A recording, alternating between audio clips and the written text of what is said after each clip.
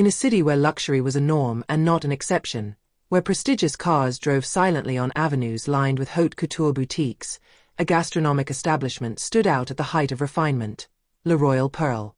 Perched on the top floor of an imposing glass and steel skyscraper, it offered its guests a breathtaking view of the illuminated city. The panorama was breathtaking.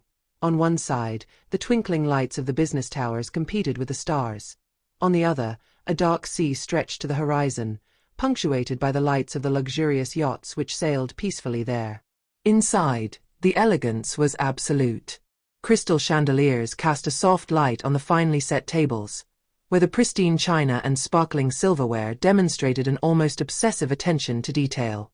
The solid wood floor absorbed the muffled sound of the waiters' footsteps, who moved with the precision and grace of artists performing a choreography.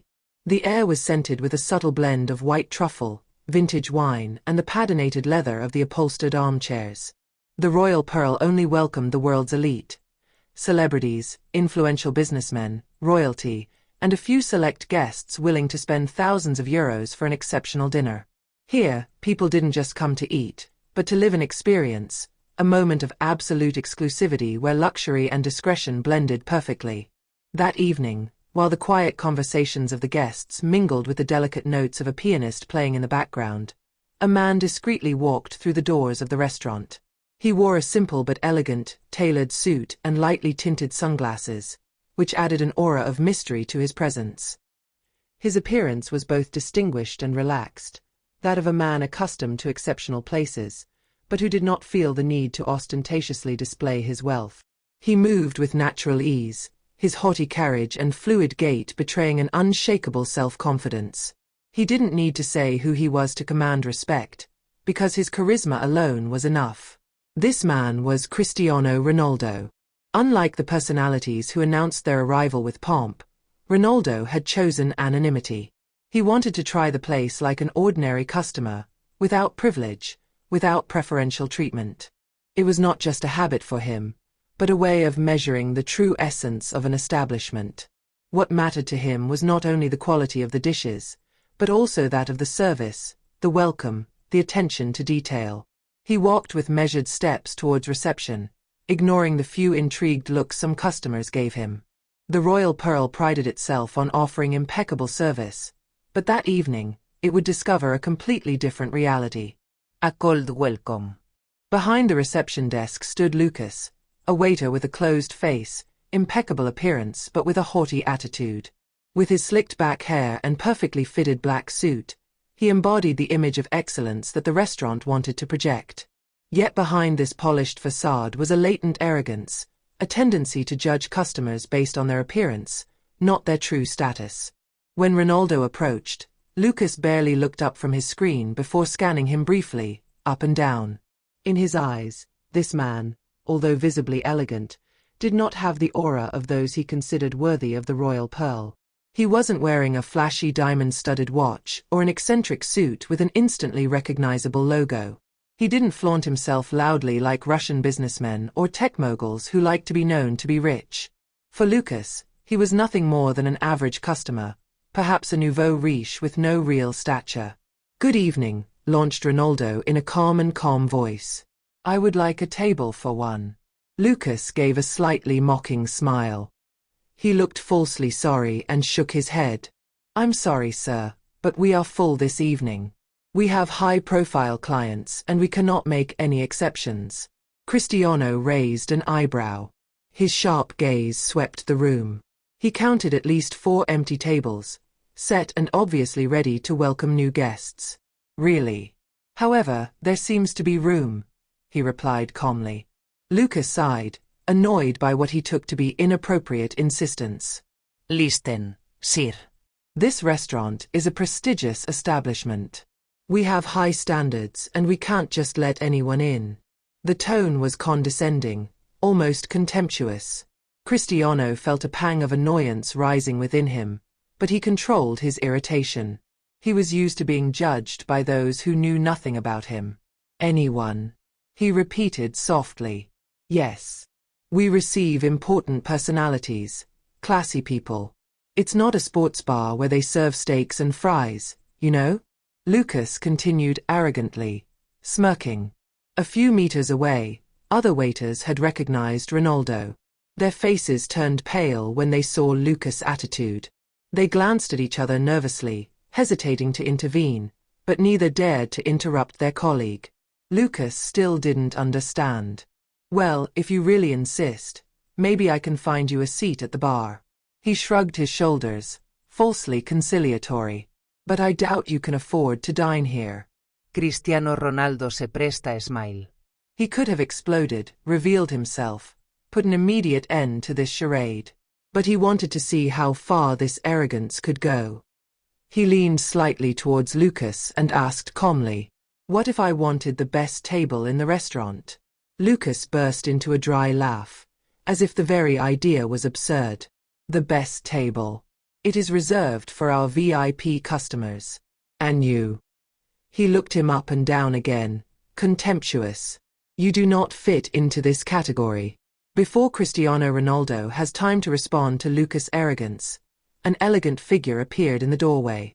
Sophie Lambert, the restaurant manager, had entered the lobby with the grace of someone accustomed to handling situations with calm and authority. Her heels clicked softly on the marble floor, signaling her presence before she even noticed it. She had been alerted by another employee, who, panicking, had reported the scene taking place at the entrance. When Sophie learned that a client was being refused access to the establishment, she immediately stepped up. It wasn't the first time she had dealt with difficult customers, but that evening, she was far from suspecting that the situation would take a turn that she would never have imagined. When she saw Cristiano Ronaldo, her heart raced, but she kept her calm with perfect control. In the world of starred restaurants, celebrities and influential figures were part of Sophie's daily life. But Cristiano Ronaldo, one of the biggest names in world football, was not just another customer. He was much more than that, and his arrival at his restaurant took on special significance. Sophie hastened to come forward, her smile trembling but sincere, while adjusting her cashmere coat to give herself a composure. The respect she had for him came through in her voice. Mr. Ronaldo. "What an honor to welcome you here," she cried, bowing slightly. The employees watching in the background exchanged surprised looks. But Lucas, at that precise moment, had the feeling that the ground had just slipped away from under his feet. He was like a fish out of water, unable to understand what was happening. Lucas' face fell in a flash. His cheeks turned livid, his smirk instantly fading. "Wait. You are," he stammered, the words colliding in his throat. Ronaldo, still calm, gave him a piercing look. This look, cold and sharp, had the power of 1,000 unexpressed reproaches. He didn't need to say more. The answer was obvious. "Yes, I am Cristiano Ronaldo," he replied in a quiet voice, but full of innuendo. The waiter felt a cold shiver run down his spine. He had just realized that he had just committed a monumental error. But what he still didn't know was the extent of this error. Sophie, in a slightly more nervous tone, then turned to Lucas, her gaze becoming sharper with each word. "Are you aware that Mr. Ronaldo is the owner of the restaurant?" Lucas' face froze. He opened his mouth, but no sound came out. He was petrified, unable to understand what had just happened. "What?" he finally blurted out, in a dismayed voice, while an intense red color invaded his face. He was now in total confusion, desperately searching for a common thread. Sophie, who remained in control of herself despite the emotion, slowly confirmed with a tense smile, as if to further support Lucas' humiliation. "Yes. Mr. Ronaldo invested in this establishment several years ago. He is the sole owner." Sophie's words hung in the air like swords of Damocles. A heavy and destabilizing silence settled in, and all the eyes of the other employees, who had remained discreet until then, were focused on Lucas. They were all aware of the seriousness of the situation. Everyone, in their own way, witnessed the brilliance of this shame. Lucas' face fell even further, if that was possible. Her cheeks, already red with embarrassment, took on a purple tint. He had become the center of a scene that he had not even imagined in his worst nightmares.